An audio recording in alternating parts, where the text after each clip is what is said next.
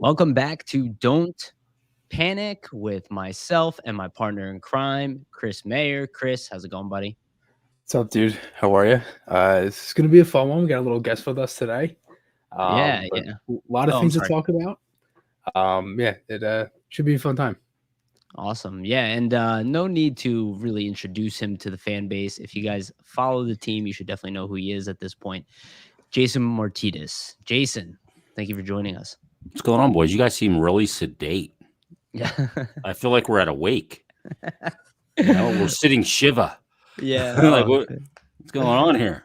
Yeah, I totally get that. Come on, boys, pep it up a little bit here. Let's go. No, must be the recent Flyers losses that are just weighing us down. I see this demeanor on the bench. I'm not sending you out for your next shift. Oh God, Coach, you're absolutely right. We got to get it together. Oh, darn energy here. Yeah. For those who notice that if my voice sounds a little different, it's because I'm fighting a cold. So get used to it. Nothing I can do about it. And probably, why I sound so somber and like I just cried like 20 minutes ago. All right. By the way, you're going to have that cold for about a month. Oh, great. Thank you. I appreciate that. It went through my entire locker room with my midget team. Oh, yeah. Coached my son's team. And like kids would come back, play like 2 games, and then they'd be out again for 2 weeks. It was bananas. Like, I think our bodies are just weakened from lack of germs. And it's like trying to run a marathon after you haven't trained in a long time.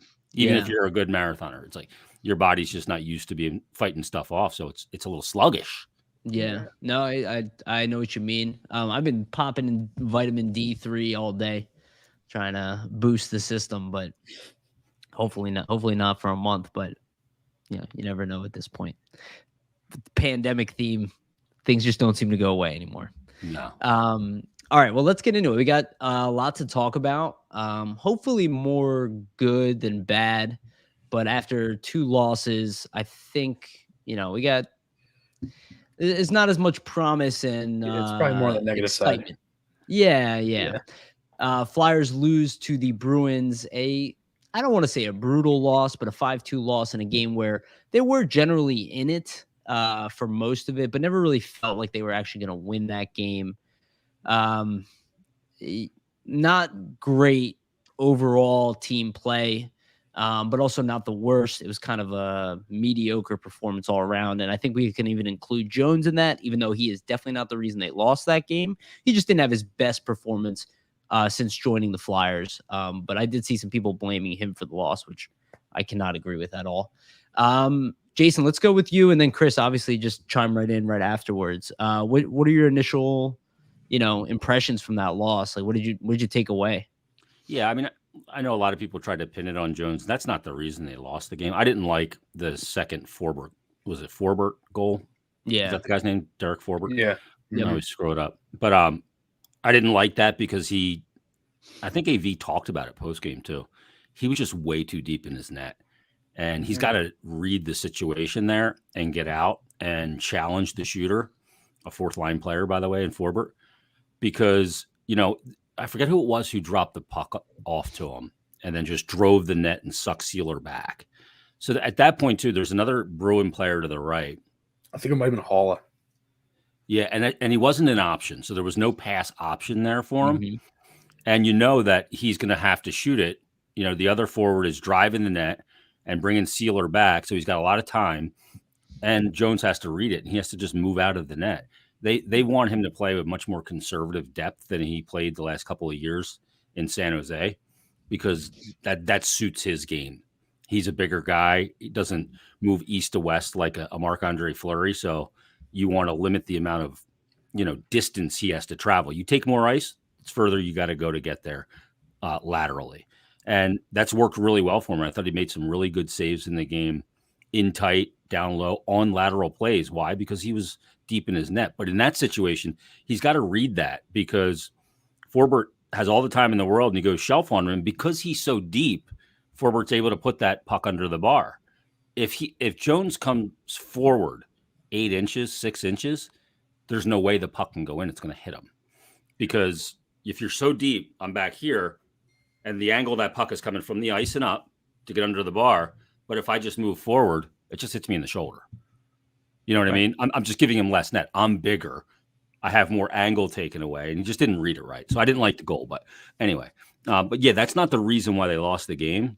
They lost the game because they're struggling to score.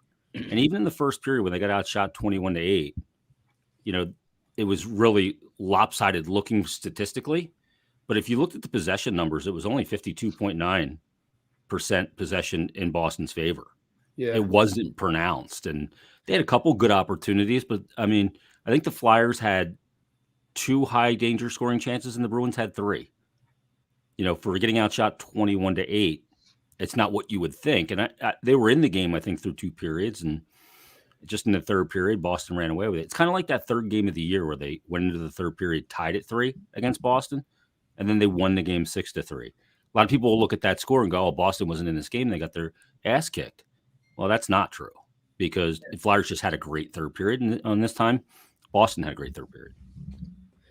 No, for sure. I mean, I personally kind of saw that first period is like, it felt like a lot of what you were kind of saying, like the Bruins shots were just kind of all in tight. I felt like they had like every power play they had at least 6-7 shots, but they were all kind of in close in the slot.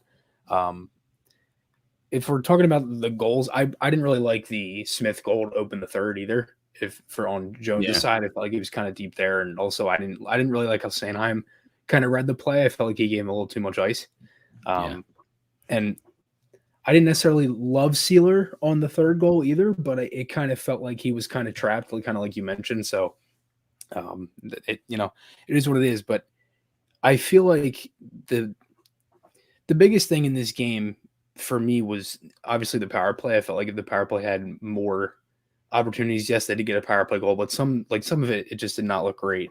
And then obviously you had that call on Giroux, which was actually Bergeron, and that could have been a huge momentum swing. That could have been a 5-on-3 down by 2. And then it goes the other way and Boston scores on the 4-on-4. But Jason, if we're looking at this power play, I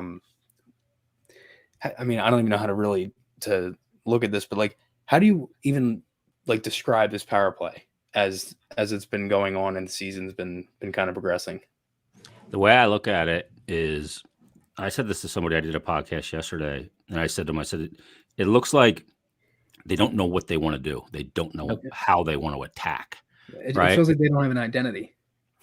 Yeah, I mean, they in the beginning of the year, they were doing a lot of different things, and the last couple of years, the power play has been incredibly predictable, which is why in second halves of the season, it really scuffled along a lot of the time because the other team knew what they were going to do. So you take that away and go, okay, now you got to do something different. And they just wanted to kind of jam that one way down the other team's throat. This year, they've tried a varied approach, not only in personnel, but also in how they want to accomplish, getting the puck to the net. Whether that's Giroux on the right side or Giroux on the left side, whether that's Atkinson on the top power play unit, JVR, and all these moving parts, Yandle for Provorov, and on down the line. And I don't feel like, once they do get the zone entries have been an issue, but once they do get into the zone and get it set up, it's very rare that I feel like, okay, they're all on the same page in how they want to attack. On a power play in hockey, it is like football. You're running a play. You have plays that you run. In this situation, we're going to look to go low to high. We're going to look to get the puck to the net front guy at the side of the net down below the goal line for a low to high play to the bumper or a kick back out to the guy on the half wall and then a point shot with traffic. Those, but I just don't feel like they're all on the same page on what they're trying to accomplish. So that's a big thing for me.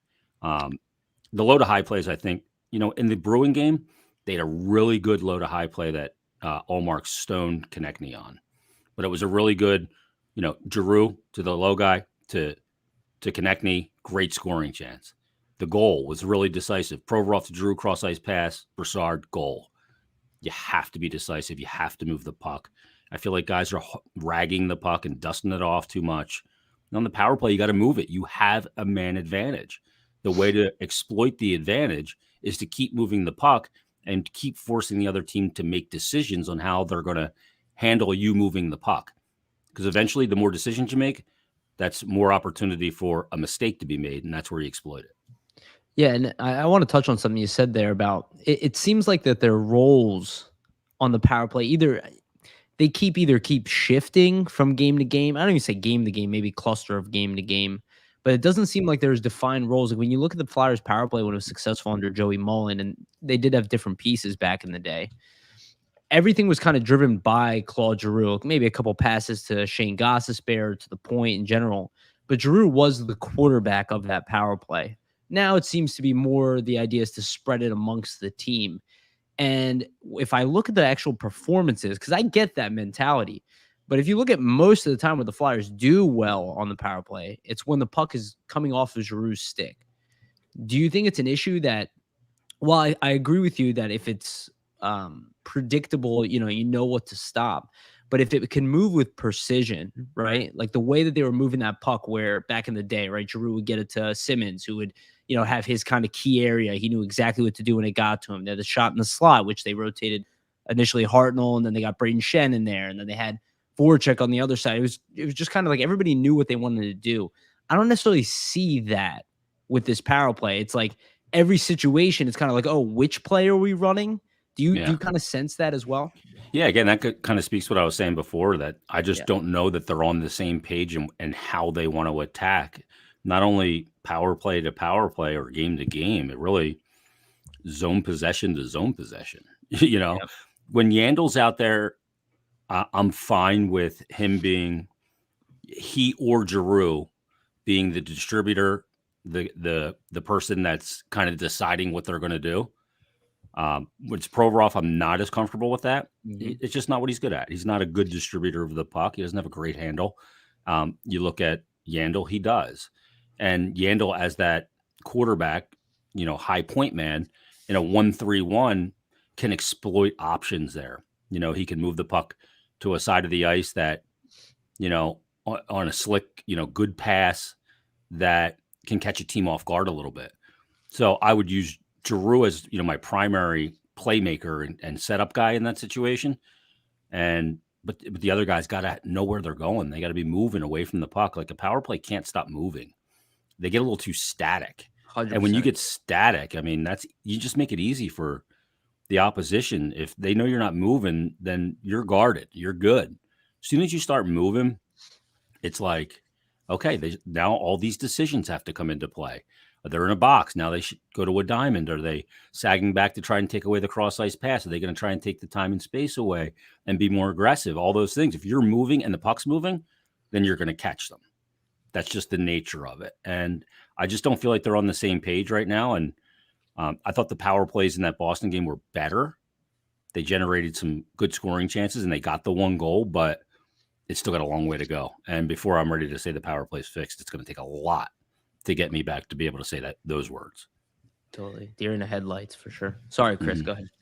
Jason, does all of that kind of, and I noticed it too. I mean, I felt like the power play was better against Boston, but does that make sense to you today? Why at practice they had Sanheim on the second unit? Like, do you feel like that's a better option for a quarterback? And I feel like that kind of goes what we were saying. Like, they scored a power play goal last game. It looked better, and now they're already switching up the units again.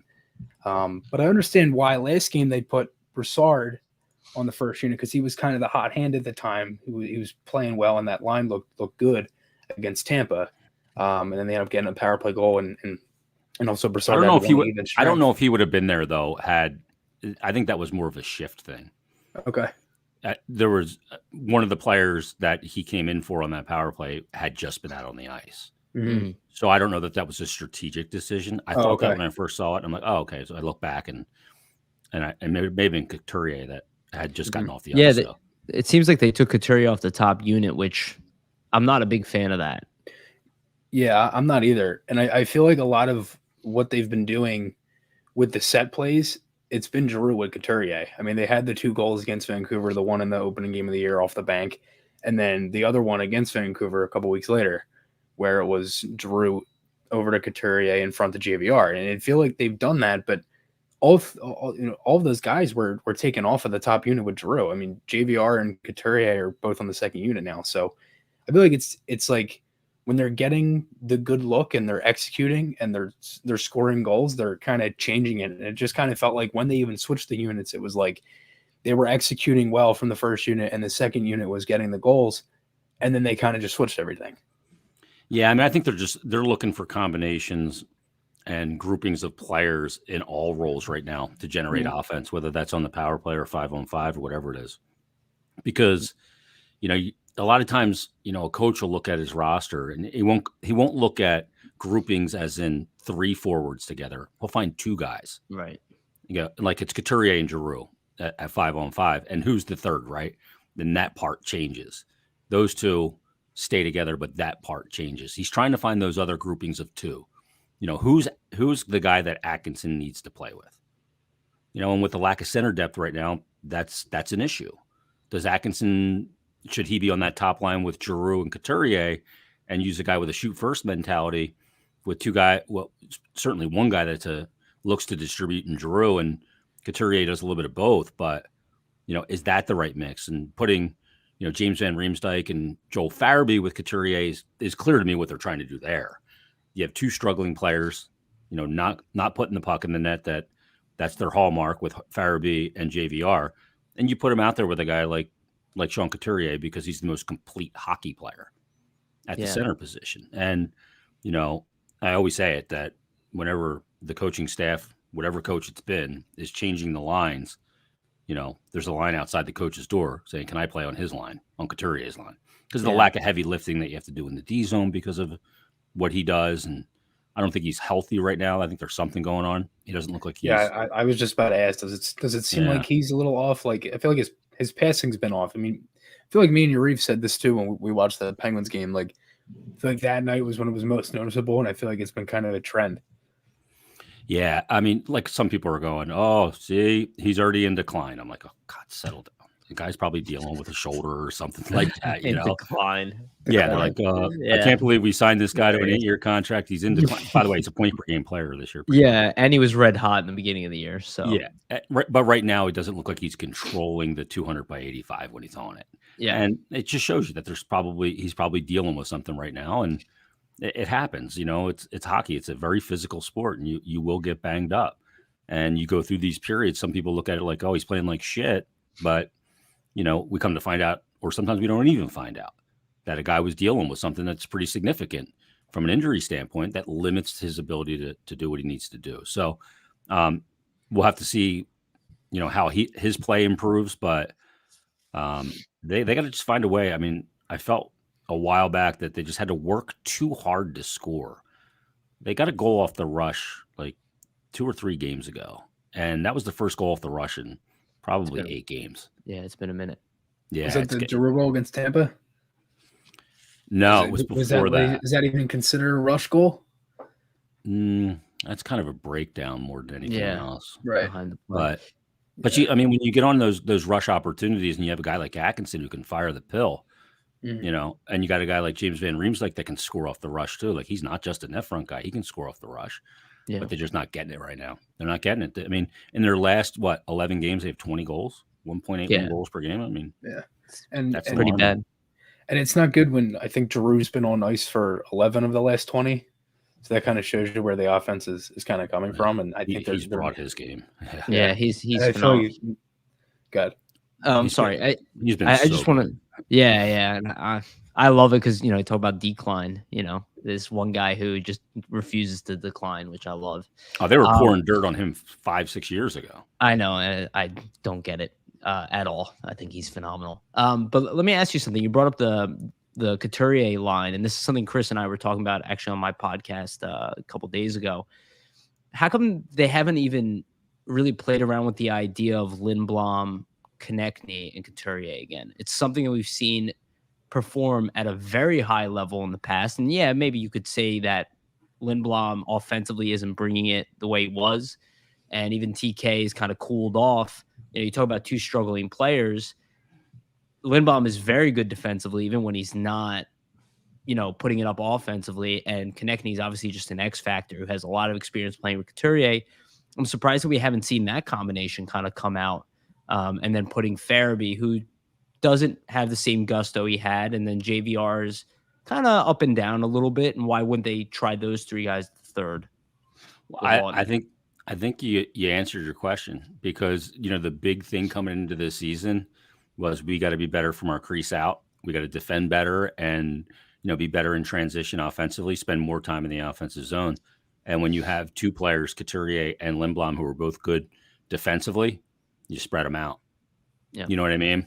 Because they want to make sure that on all lines that there's responsibility defensively. Because if you don't have that, it's a mess. And we saw that last year. Don't you worry about Lindblom's production? Because he's much better than he's producing. Like, he can put up points. And when you try to spark him, sorry. And that's the thing. Like today they had him on the fourth line, and Willman was playing the third line. Like, is that I don't think that's beneficial for Lindblom at all. No, I mean, I think there's probably still elements of his recovery that are still ongoing. Mm-hmm. I mean, he lost a lot of muscle, and it's been a while, obviously, since he's been cleared and everything, but it is going to take even longer. It just is. Look, he may never be the player that he was before after the body takes what his body took. So we don't know that. He's a young man, and he may be able to rebound from it. We'll see. But he's a guy that he's gotten chances. He just hasn't buried. I'd be more concerned if he wasn't getting chances. Yeah. But it is concerning when the team's struggling to score at 1.81 goals per game in the last 11 games that he doesn't have a goal. Yeah. And you look at James Van Riemsdyk not putting the puck in the net. Right. You know, he's also playing on the off wing. Mm-hmm. Yeah, and they have JVR playing the right side, which he has no experience doing. And Farabee has more experience. It's a certain point, I guess I'd like to see them mix it up, but at the same time, I get why they don't, right? It doesn't always help to move guys around everywhere and change that. You know, we were just talking about that with a power play and how issues can arise going through that. Let's talk about something good for a minute. Let's transition real quickly. We mentioned Sanheim getting some power play time. I actually don't find this that surprising, considering I think he actually probably should have been getting more opportunity in the power play in general.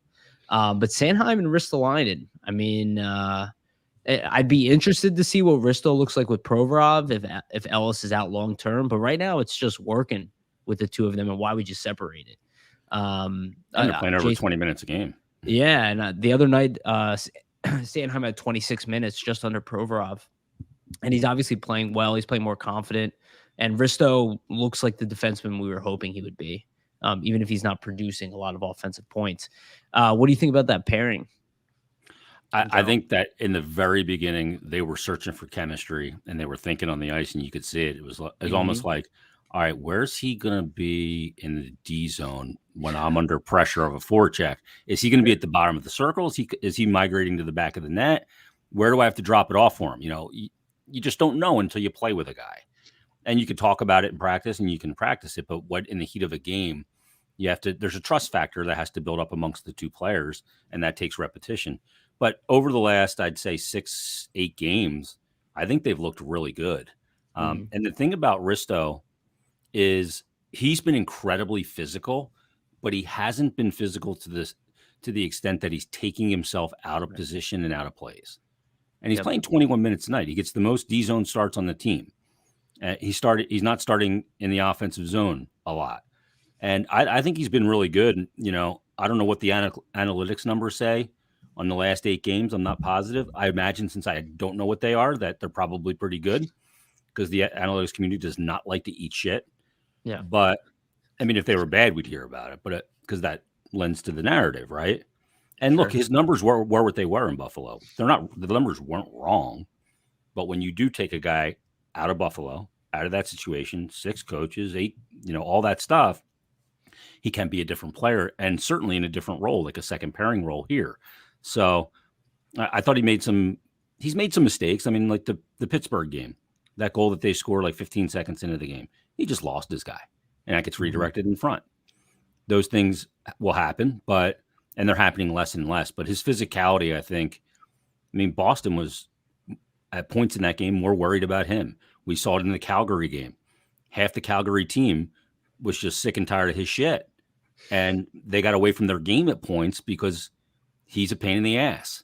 So, and he hasn't taken himself out of plays by being physical. So he's been as advertised, in my opinion, when it comes to, bringing that edge to a team and that physicality and energy, and maybe not as advertised when it comes to kind of the analytics, because I think he's been pretty damn good. No, for sure. I mean, I personally feel like I think there's maybe been one play that comes to mind where he completely took himself out for being physical, and it was late in the third against Carolina.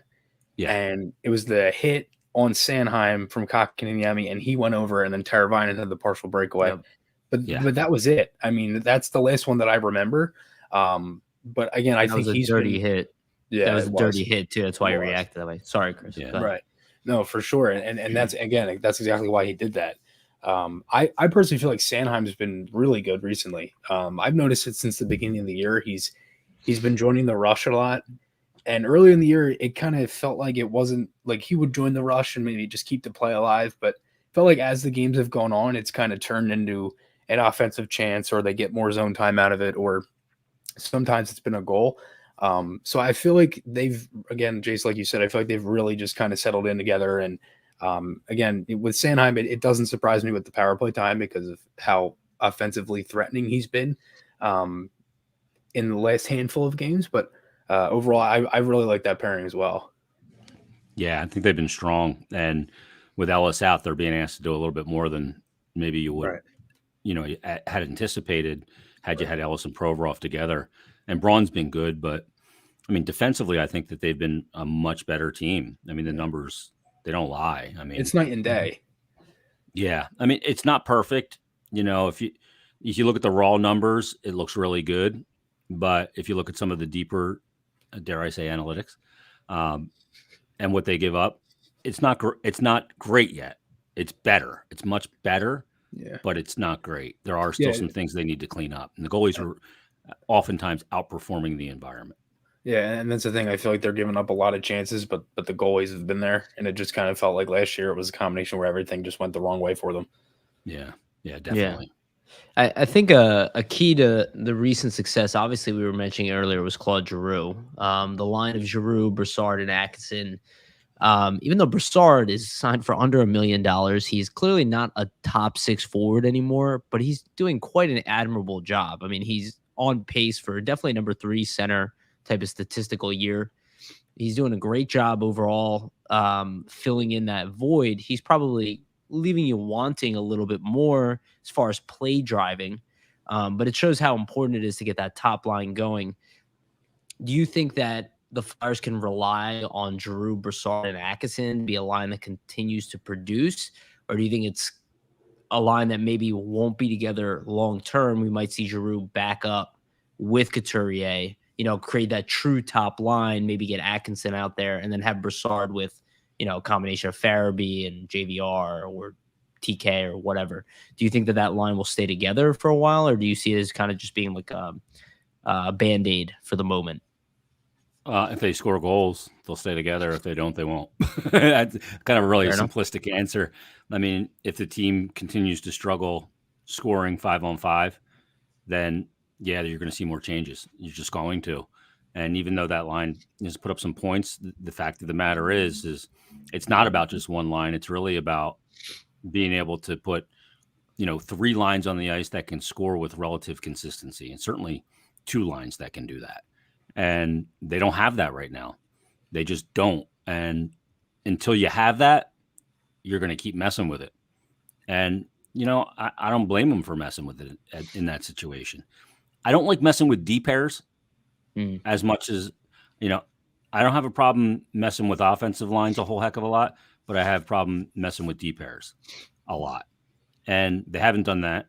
They've just done it out of necessity when it comes to injuries. But with the lines, I can't keep rolling it out there if I'm only putting up 2 goals a game.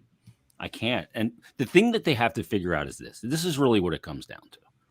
This is the meat of the meal here. It's real simple.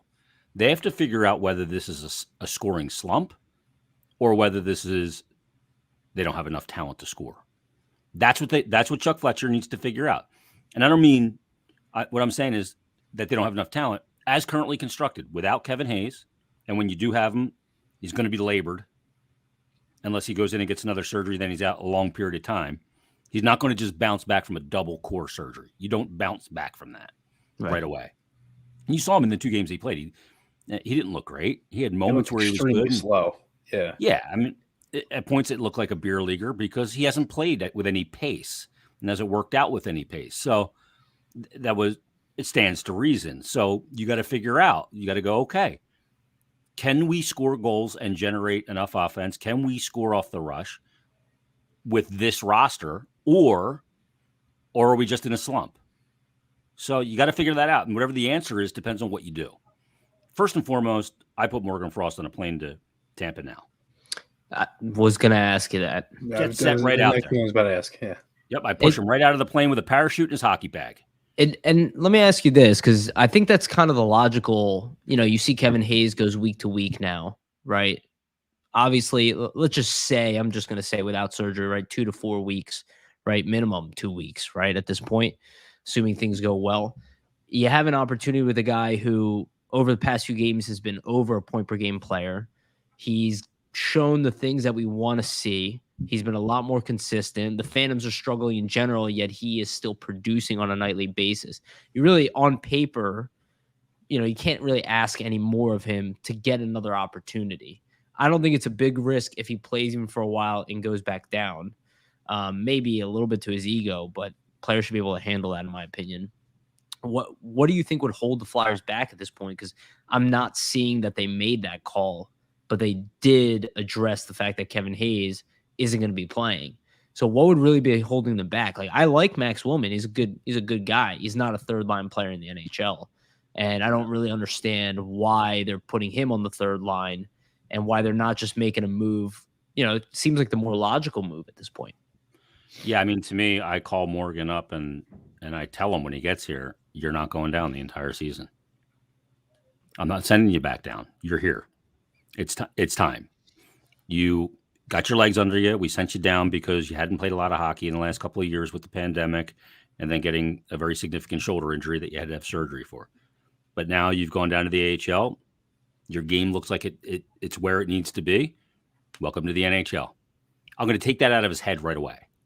I'm just going to take that element out of his head right away. You're here, and you're going to be here for the entire year. No just more so we buses. Can go in and just play hockey. Yep. No more buses and 2-star hotels. It's flights, charter, and 5-star. That's what we're here to do. I'm sorry to interrupt you. Do you think that's why they're hesitating? Because they want to have that moment with him and not be like, hey, we're bringing you up and you might not stay. I mean, a lot of times the mentality is, hey, you're here now. You got to earn the right to stay. Right. But I'm going to just take that out of the equation with them. I'm going to play it a little bit differently if I'm them. So, and look, if he doesn't play well for a stretch, then I can healthy scratch him. I'm not sending him back down though. I'm just not doing it. So that's what I do first and foremost. But again, you got to figure out, are you asking him to be the savior for a team that isn't good enough right now to score 5-on-5? If you come to that conclusion that this isn't a slump and that this is a team that can't generate offense 5-on-5, well, then that's a big ask. I completely agree with what you're saying. No disagreement there. And sorry, Chris, if I cut you off. But the one thing you can ask of him is, we were talking about roles earlier, and the one element of this team that we definitely noticed that they don't have in stride. It's, they have other things where they have plentiful of, but they don't have a lot of play drivers. They don't have a lot of guys who carry the puck through the neutral zone with speed and dish the puck off. You have a handful of guys, definitely nobody playing center outside of Sean Couturier, really. Like, Scott Lawton's been playing, I think, very good hockey, but he is not a playmaking center. He plays definitely a more defensive role. That's the one thing you can ask of Frost, I think, is to be a distributor. Like, you actually have a role for him that is available at this point. So that's kind of how I see it. Yeah. And, I see it that way too. And even when Hayes comes back, I make him a third line center. You know what I mean? That's what I have to do because was that he's kind not, of the not physically ready to be a second line center. Was that kind of the issue before? Like, why do you think they made him second line center right to start out? Like, why wasn't he put on the third line? Yeah, I mean, second and third line is kind of interchangeable in a lot of, depending who the wingers are anyway. So, I think I would make it pretty clear by who he's playing with that. Yeah, this is a checking role and in that situation. But yeah, Morgan can drive play. He's creative. He's skilled. He's got speed. He's got all the things that could help a team. Does he have it at the NHL level? That remains to be seen. But I got to find out. And I want to find out soon because if if he's not that guy at the NHL level right now, and this isn't a slump, this is a team that needs more help offensively, then Chuck Fletcher's got to make a decision. I got to make an acquisition, whether that's for a Tomas Hertl as a second line center on an expiring contract, or whether that's, for a guy like Tarasenko that can put the puck in the net and score off the rush and score from a spot. All those things. Yeah. I mean, I think they're all on the table, and I fully expect that if Hayes is out long term or LTIR, that Chuck's going to be aggressive. Yep. Because you don't get that aggressive in an off season to really change the dynamic of the team and move the team forward and go from a younger team to one of the older teams to then have an injury, a couple key injuries, and go, all right, well, we'll wait till next year. I don't see that as a viable option. Agreed. So I think he'd be very aggressive and go after a guy like Tarasenko, or like a guy. I know they talked with St. Louis before about Tarasenko, and Craig Berube, likes JVR. So, maybe there's a deal to be made there. I don't think it's straight up. No, you'd have to add. But even what you're saying about Frost, if he's not the guy who we thought he is, or the guy who's going to produce here, maybe he is that piece that gets moved in a trade, right? Maybe it's I wouldn't move him. Frost, right? I would not move him right now. I'd be more patient than that, because I typically would not either. Yeah, I mean, there's not a lot of center, dynamic center play throughout the organization. So I'm not looking to move him. I'm really not. And some guys just take a little bit longer, and he dealt with the pandemic and came back for a game in a period. So we have to, some people go, well, that's just an excuse. He should be ready to play. You can call it an excuse all you want, but it's a fact. The guy played a game in a period in about 24 months. Yeah. That's not easy. Completely agree. So going back to the trade, how about Raquel? I thought about him earlier. And obviously Anaheim's playing well, but I'm curious to see what your thoughts are there.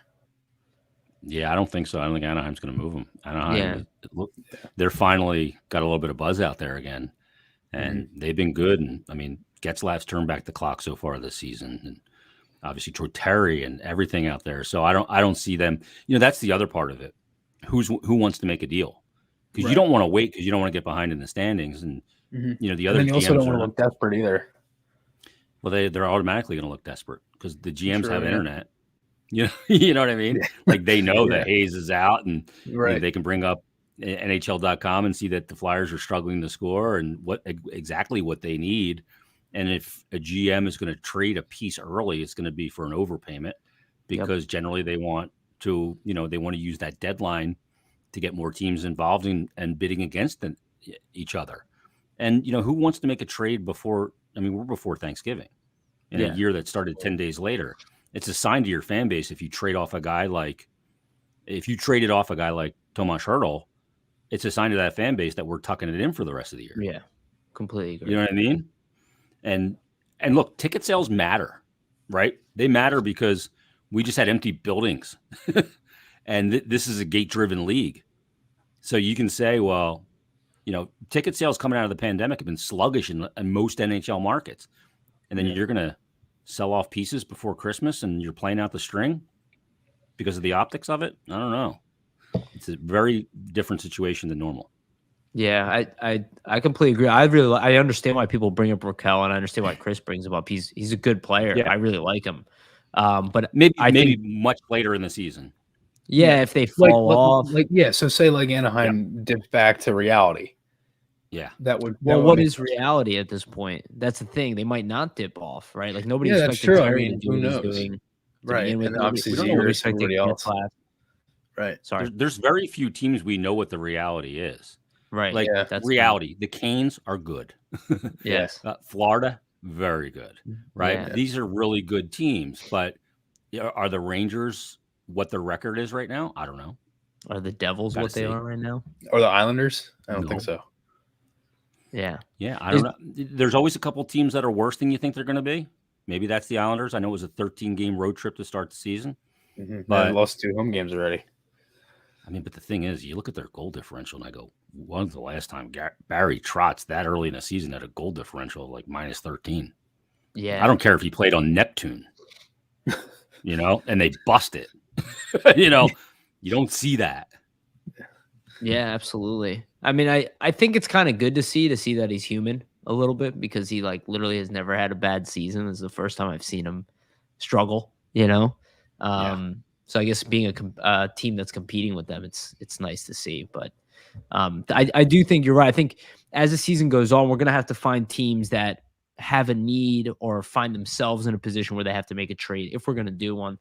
But I really do think that this is the opportunity for Frost. Like, this is more of the opportunity than it was in the beginning, where he didn't play any hockey.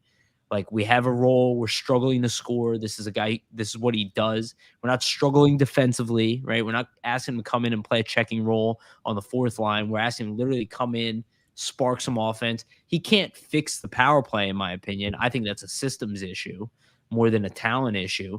But he can definitely spark the 5-on-5 play, add to the power play. And if he's here for good, I think that's the type of position where if you do need to make a trade, and let's say he's not involved, because I actually agree with you, right? Give him some time. Yeah. There are other pieces that we can move as well that are younger, that maybe haven't even touched the NHL yet, that could be traded, to fill a void of some sort. But if he's in there and he's rolling, all of a sudden we don't seem as desperate for a center, or even just another top 9 forward in general. Would you agree with that, Jason? Yeah. I mean, look, you have to find a way to make this team more dynamic offensively, and it just looks like it's so hard to score. There's so much. Like, sometimes you just need a guy that goes out there, gets on a 3-on-2 or a 2-on-1, and he just snaps it. And it's like nobody had to work hard to get that goal per se, but when you got to go in and forward check and cycle and all this histrionics and bullshit just to get a scrappy goal, and that's the only way you're scoring, you need a team that is explosive off the rush, and a team that gets up the ice. They look like they're playing slower again. In the beginning of the year, everybody's going, is JVR faster? And I'm going, I assure you he's not. But he looked faster. Why? Because they were moving the puck up the ice in transition. That helped having out Ryan Ellis there, because he's great at that. But no, and I feel like Ellis too. He kind of adds an element to the power play, and not even just power play, but 5-on-5, like just getting shots through the net. He's fantastic in that area. But one thing I did want to ask: if the Flyers don't call up Frost for tomorrow, even though I have a feeling they will, if they don't, do you think Giroux could move to center for the game, or maybe they kind of keep that Brassard, Giroux, Atkinson line together for tomorrow? It's a good question. I hope not. Not that he wouldn't be a better option. I think he probably would be. Yeah. But I don't want to move him back and forth anymore. Right. He's a winger. He's off to a great start. Yeah. Right. I mean, he's off to a great start. And, you can go, well, it helps the team. But does it? So, no. Especially if that line's playing well. Exactly. So, yeah, I don't think that's likely. Mm-hmm. Maybe at certain points in a game, if you're in a real tight game, maybe, but other than that, no. I want him on the wing, and I go, you're a winger now. You're not a center anymore. You're going to take a lot of faceoffs because you're the top 3 guy in the NHL at it, But I think he's number 1 right now, as a matter of fact. But no, I don't want to move him back and forth, and I want to keep him on the wing. I just think he's so effective there. His vision, everything, his skating. I mean, did you see him the other night come out of the box? Yeah. I'm going like, when did he turn 27? Yeah. You know what I mean? He ain't about to turn 34. Yeah. He's changed his training in a lot of ways, gotten, working out smarter, not harder. And can you imagine what his numbers would be? Can you imagine what his numbers would be this year if the power play was actually rolling too? It's like the past 2 years, it's like the power play has been kind of non-existent. It's crazy because ever since he's been here, he's, I'm pretty sure he's still the number 1 power play guy of the decade. Yeah, he is. And it's crazy that he's not even relying on those numbers, and he's still above a point per game pace. And it's amazing that he has more power play points than Nicholas Backstrom, who plays with Ovechkin, which is crazy. Who plays with Ovechkin? Yeah, yes. I mean, it's like, well, are you kidding me? It is. I think Backstrom is 2nd in the league. Yeah, since 2010 in power play points, but yeah, I mean that's absurd. He's And exceptional. who was his pure scorer that he played with? You mentioned Braden Shen and Scott Hartnell. That's probably it. That's probably it. And Maybe neither of those I guess Simmons was not a goal scorer, but he was a power power forward, forward. though. He would score. He would Yeah. score. Jason, I'm not sure how you're doing on time. I'm actually good. They canceled my son's practice, so I'm okay. Okay, cool. All right, just wanted to make sure because I was going to say if you wanted to drop off, feel free. Didn't want to hold you up or anything like that. But if you're good, we'll keep it going. Chris, you had a question about Ellis. Do you want to ask that question about? It's on the bottom of our list. Yeah, the trade. Do you want me to just say it so I don't put you on the spot? Yeah, I completely blanked. It's all good. So Chris wrote this down as one of the topic ones. I didn't want to steal it from him, but he was asking, is the Ellis trade still worth? Is it still worth it? Like, do you still make that trade even though Ellis has the injuries that he's had for right now? Oh my God, yeah. Yeah, I do too. Yeah, he could not play another game as a Flyer. I'd still make the deal. I mean, what did you give up? I mean, take out of the equation that Nolan Patrick was a second overall pick. Yeah. Phil Myers wasn't even a draft pick. He was a free agent signing. Drafted free agent, yeah. So, yeah. I mean, what are those two doing? No, I don't think anything. Protection, Yeah, absolutely. I know people are going, "Oh, we got damage." Oh, he has been a ton. But like, you look at it and go, oh, they got damaged goods. Well, first of all, the injury that he's dealing with is not one that he's dealt with before. Yeah, damaged goods would be a guy with a knee that had the same knee issue again. Yeah. So like that would be like Tarasenko coming here and having the shoulder again. Yeah. Yep. Precisely. Or if you like traded for Sam Moran and then he had a knee issue. You go, yeah. What did you expect? But no. So I think he's dealing with some sort of core injury. Mm-hmm. The question is, do you get it repaired or do you let it fully heal and then, maintain the rest of the way? And it looks to me, sometimes some things aren't repairable. It's not an injury that could require a surgery or a surgery would help it. So I don't know that for sure that it's a core injury. I thought either groin or core. Yeah. Like a sports hernia type thing. But, when I had Chuck Fletcher on my podcast about 10 days ago, he said, we've just been taking it really conservative. And if it was the playoffs, he could play. He would play. He'd be playing right now. And this was about 3 games before he came back. And then obviously went back out again. So that tells me that he probably just exacerbated it a little bit. They didn't let it heal long enough. This time they're going to let it heal long enough, 4 to 6 weeks, and he should be good to go. And hopefully that puts that injury in the rearview mirror. Do you worry about other injuries? Of course. He's a player that's been injured a decent amount. It's always possible, but you had to take on that risk when you acquired him. So, yeah, I mean, I make the trade all day, every day, and twice on Sunday. So what do you think about this upcoming trip to Florida? Flyers are going to be facing Tampa Bay. Last I heard, Point is out indefinitely, so that should be, I guess, a benefit in the next game. And then they play another tough matchup against the Florida Panthers back-to-back. Do you see the Flyers taking one of those 2 games? Do you see them kind of, hopefully getting some points out of it? I mean, obviously their schedule has been very tough of late. Yeah, it's been difficult. You kind of look at it and you go, okay, well, when does it get easier? You look at the league right now because so many teams in the East have good records. I mean, Ottawa and Montreal are like the only 2 in the East. You go, they got no chance. Now, Detroit's probably got no chance. And, there's some other teams. But, you look at a team like the Islanders and you go, they're in last place in the division. And I'm scared to death of them, So I don't, this is going to be an interesting matchup. The Tampa game's got a bit of revenge to it, obviously. And Tampa just lost to New Jersey the other day, gave up 3 third-period goals. So maybe they're there to be taken. I don't know. Mm-hmm. But Florida is a tough, tough bargain. There's no team in the league that scores more on home ice than the Florida Panthers.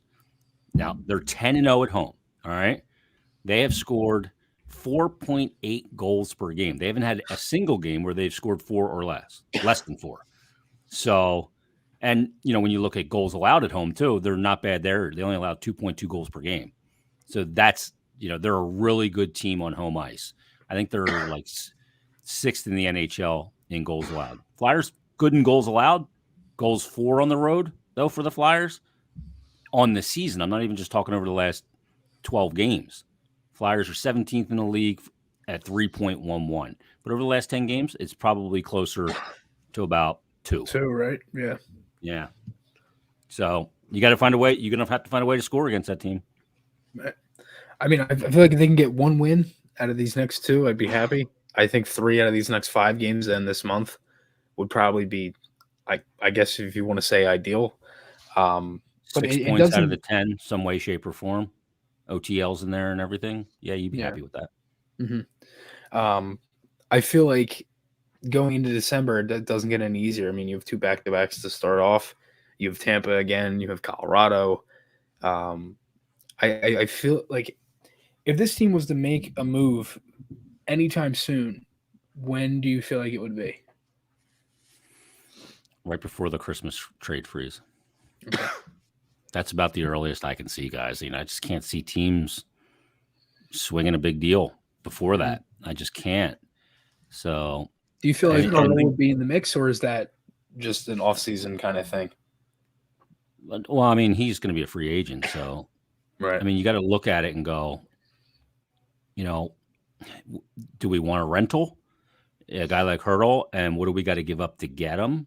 Right. Obviously, the big part of this equation is how long is Hayes out for? Mm-hmm. Like if Hayes is out till like February, March. Oh, yeah, LTIR him. Yeah. Yeah, it's in the playoffs. Yeah. Mm-hmm. And then I have the cap space. Right. It's a tough position to be in though, because they're not losing a lot. They're not in panic mode. Yeah. That's also the tough. They're kind of putting Fletcher in a weird position where they're also kind of getting by. So you got to think that in the back of his mind, he's probably thinking, well, can we make it through this stretch and produce better than we think? Maybe we're not scoring goals, but we're playing good defense. Our goaltending's holding up. Can you buy me some time until the Olympic break, right? Yeah. Or anything like that. You're saying it is a lot of time. With a guy on a veteran minimum as your 2C. It's just too much time. It's too much. This league's too unforgiving to do that. I mean, the thing about it is, division's too hard too. Yeah, I mean, the whole conference is difficult. Right, yeah. You're fighting with the conference for a wild card too. Mm-hmm. But I mean, you think about it. The crazy part about all of this is they've played 16 games. How about this? If you were to give me the top 7 teams in the NHL right now, like a pseudo power rankings that's not done by ESPN, the teams that would be in it would be Florida, Calgary, Washington. Toronto could be creeping in there now, but Carolina would be in that mix. Tampa would probably be in that mix. I mean, they've beaten already this season. Edmonton, obviously, in the mix. They beat Edmonton on the road. They lost and beat Calgary. They beat Washington on the road. They beat Carolina on the road. I mean, that's almost stunning. That that's kind of what I was wins saying. Over really quality opponents. Yeah, you're right. That's where he kind of goes.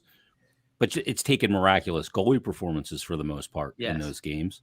I mean, they put up 5-spot on Edmonton. That was the last time they really kind of exploded offensively. Mm-hmm. But you look at it and you go, you go to Carolina, you're down 1-0 going into the third. They've given up 3 third-period goals all season to that point at 10-0 or 10-1, whatever they were. And you score 2 and win, right? You beat Calgary in overtime. You beat Vancouver on a back-to-back in Western Canada. After that emotion of that Edmonton win, you beat them 2-1. They have 4 2-1 wins this season. Yeah, I was just going to mention that. Right. I know you've talked about it before, but they have a lot of games that they've won 2-1, and goaltending's been huge, and they've just bunkered down, and they've been able to win and pick up points. Does that kind of resemble I know you've heard this from Keith Yandle, but that obviously resembles a team that's able to win throughout the stretch of the season and kind of face adversity? Yeah, because there's no margin for error in a 2-1 win. One mistake and it's like, oh, damn it. Now we're going to overtime and probably a shootout. We suck in the shootout. So, 2-1 wins, that's playoff hockey. And to know you can win like that's good, but you got to get into the playoffs. So, but a team that can win multiple ways, I think is that's a good thing. you look at a team like Florida, like they can run you off the ice and their home ice. I mean, they score 4 or more goals every game, but they can also play in light and tight games. That's why Carolina, they can play you both ways too. Flyers have, not lately, obviously, but earlier in the season, they could win in a multitude of ways. You can go to Edmonton, tied at 3, going into the third, and win the game 5-3. You can go the next night and win a game, tight game, on a back-to-back 2-1 with your backup goalie too. And then you can lose to Pittsburgh in overtime and then go to Washington on that Saturday night and play, the first and second period of that game were probably 2 of the better periods they've played all season. And, when you can do that and you can win and you can be amenable to what that game offers and find a way to win it, that's good. But they got to either get out of this slump or find a way to generate more offense so that they're capable of putting up enough goals to win those games that dictate the only way to win them is to score 4 or more. Yeah, I totally agree with that. Do you see a guy like Wade Allison, who obviously hasn't played for a while, still dealing with an injury, doesn't necessarily have a timetable when he's coming back, but he is skating? Do you see him being a part of this team's second half of the season? Do you think he could? Zach McEwen has done a great job kind of filling in that fourth line right wing role. I think he's been excellent at his role. But Allison has more of a scoring punch. Do you see Allison kind of playing a role for this team in the second half of the year? Or do you think the Flyers kind of plan to play him in the minors just to see how his health is and how he does overall? Yeah, he'll have rehab time with the Phantoms, and if he looks ready, he'll come back up. I think he showed enough last year that he's an NHL player, and he can score in the NHL too. They put him on the power play last year. Yep. I know it wasn't highly consequential because the season was lost at that point, but he's a guy that's proven that he can get around the net. He can bang. He can be physical. He can create energy. He gets in on the forecheck. So, yeah, if he'll have a couple games with the Phantoms, and if he looks right, yeah, absolutely. I think he's a guy that can help him. No doubt about it. Did you hear anything about a timetable for him at all? I haven't heard anything personally. Yeah, not yet. I just know that he's gotten back on the ice, so he's probably 2 weeks away, 3 weeks away from consideration at that point. Yeah, they tweeted. I saw that this morning. It was 2 to 3 weeks. Allison, when they get back on the ice, that's generally about it. Yeah. And Forster was 5 months, out 5 months. Yeah, it's an unfortunate bit of news. I actually didn't even know what happened to him as far as his injury, but it seems like 5 months. And this is a kid who's second year in a row already getting injured, and he's not like an injury-prone guy. It makes me think, are we rushing some of these kids into the pro level, and the physicality of the game is maybe just a little too much at the age of 19, 20 years old, and maybe he would have been better off just kind of playing in the OHL? I don't think he has anything else to gain by playing in the OHL but bad habits. I just don't. He's not a small guy. He's not, he's not a kid. Yeah, he's got hair under his armpits already. Some of these guys at 19 don't, and they look like kids. But he's bigger. So no, I don't think that's kind of the issue when it comes to him. I think sometimes they happen. It sucks.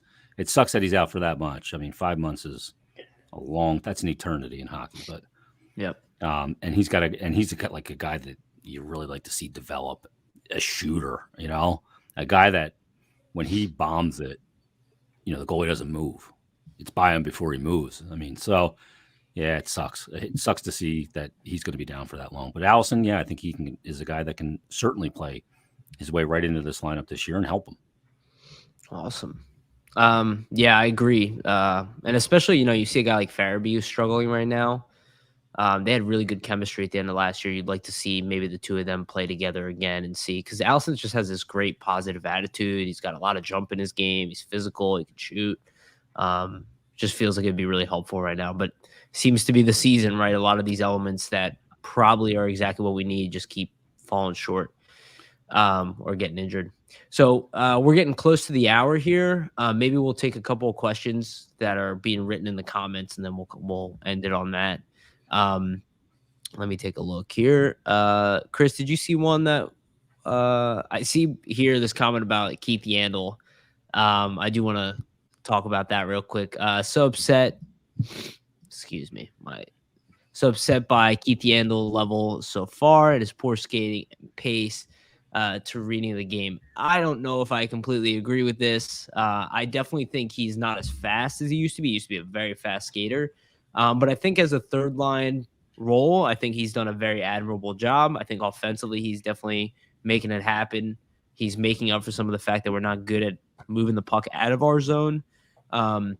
Or at least I haven't been in the past. I think he's done a good job at that element of the game.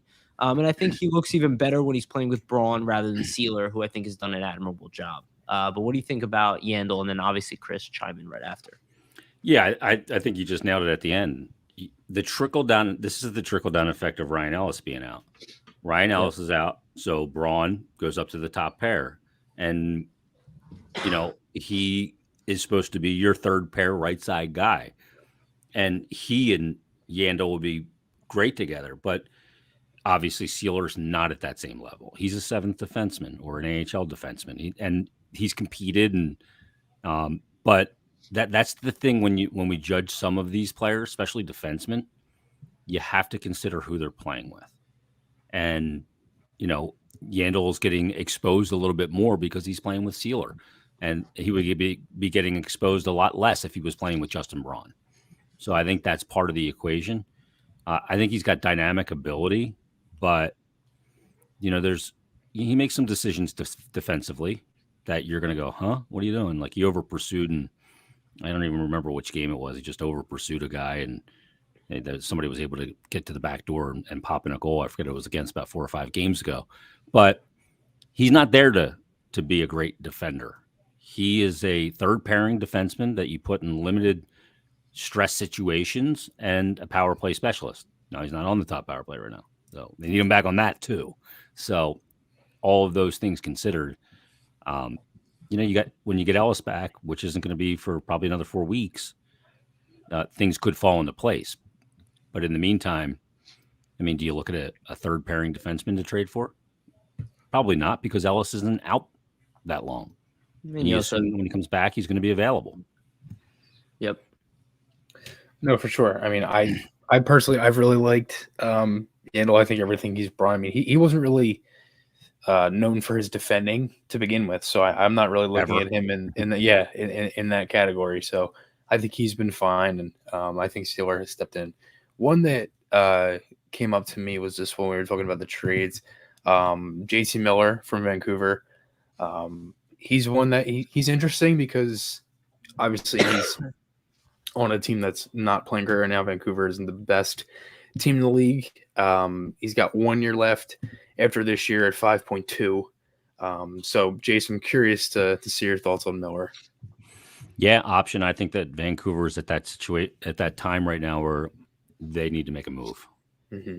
I don't know if it's going to be the coach. I don't know if it's going to be the GM. I don't know if it's going to be both or something with the roster, but they need to do something because 2 years ago in the bubble, they were really good. They had a great bubble performance. And then last year, things really went sideways for them. And you understand why. They were hit with COVID worse than anybody. But, they weren't having a good season before that happened. So, he's an interesting guy, JT Miller. He's a big boy, fills the center need, can bring you, I always believe you got to be big up the middle. Couturier's a big guy. Hayes is a big guy. JT Miller's a big guy. And he's got a year left. So, yeah, big guy I'm interested in. He's also a point per game player this year. Yeah. So, he's having a good season. And he can shoot, too. Yeah, and he's got value. How old is he? He's probably like 27, 28? 28. Yeah. So, he's a guy that I would absolutely be interested in. But again, what is Vancouver looking for? Yeah, and who would the Flyers give up? Right. Yeah, and who would they give up? I imagine they want to shed salary, right? After taking the OEL contract, they have some bigger players. They're kind of in a weird. Patterson got paid. Yeah, exactly. I'd imagine they probably want to shed salary, so you probably would have to move. I saw somebody list York. I would not be trading Cam York at all. But maybe a guy like Zamula might be offered there. Maybe somebody who's not even with the pro level, like a Bobby Brink. Because JT Miller, he's definitely got value. And he's a team that any NHL competing team would want to add, especially if you're saving him for the trade deadline, potentially even. I mean, he's a guy who could definitely net you a first. Well, the other thing, too, is he's got another year left. Yes. So it's not like you just rent him for a couple months. You get a couple kicks at the can with him. Yep. And he's a good player, and he's a guy that can help you for a couple of years, So yeah, I think he's a very interesting one. I'd be interested, absolutely, in JT Miller. He's got a couple, power play goals, and he's good on special teams. I think he's. Let me look here. I just brought his stuff up. He has 2 power play goals and 5 power play assists, so he's got 7 power play points. Yeah. I mean, in just 19 games. It would help our generation. Yeah. And how many games have Vancouver won? 5, 6? Yeah, they're a mess. Yeah, they're kind of falling apart a little bit there. I do suspect a coaching change there, even though I don't think Green is necessarily the problem. But I expect them to kind of just chalk it up to get rid of the coach, get rid of the GM. They have enough talent. Like when you see Pedersen isn't performing, you're not going to be like, oh, we'll start moving all the players. When your best player isn't performing, you change leadership typically. Yeah, I mean, he doesn't get inside his anymore. Goal of the season was the one against the Flyers, the weird bounce off the back, and he didn't score for a while after that. Yeah, he's just not getting to the dirty areas at all. He's a perimeter player. He's got to get inside to score. So, well, then they probably wouldn't want to move JT Miller then, because they probably need him to help with that. But maybe a guy like Brock Besser might be available at some point too. That's a guy who's had kind of an up and down career there, and he is a goal scorer. But now all of a sudden I feel like the Flyers are missing guys like Jake Voracek, guys who can move the puck through the neutral zone, which is funny because people don't understand why he's a turnover machine, which statistically he was not. He was just about average, but that's what he does. He takes the puck into the zone, so the odds of losing it are a lot higher than guys who are just dumping and chasing or passing it off immediately. So it's funny how things go full circle like that. All right. Any other comments here? So we'll close this off. Anything, Chris, did you want to add anything else? I'm good. Okay. Well, Jason, thank you so much for doing this. We went a little bit over an hour, so really appreciate you coming on. Anything that you want to let people know about? Anything? Well, actually, we didn't talk about this. I just realized it right now. We didn't necessarily talk about Michel Therrien specifically, but you did say that you might be having something coming out next day or so. I don't know if you want to reference anything to that.